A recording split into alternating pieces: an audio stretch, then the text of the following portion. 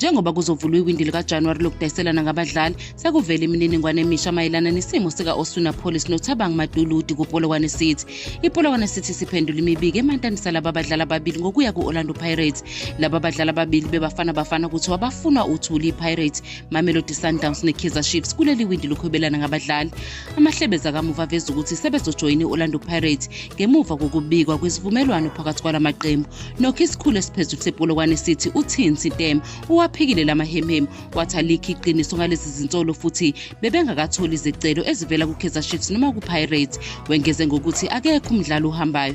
NgoSepthemba umqondisi wezemidlalo kuChiefs uKaizer Motaung Junior waqinisekisa ukuthi bayamfuna uApollos wase emcela kwiPolokwane City, kodwa akuzange kufinyelele isivumelwaneni. iPirates iphinde yakhombisa ukubathanda bobabili laba badlali ngewindi lokugcina lokuhwebelana ngabadlali. uApollos ubesebenza kahle eqenjini lesizwe kusukela aqoka okokuqala ngoKobros. uMaduludi ungomunye wabadlali abahamba phambili kubafana kuCOSAFA Cup ka-2024 eGqeberha. Kuzojabulisa ukubona ukuthi iyiphi club egcina isayinisa uApollos noMaduludi njengoba kungenzeka basuke kwiPolokwane City ngo-2025.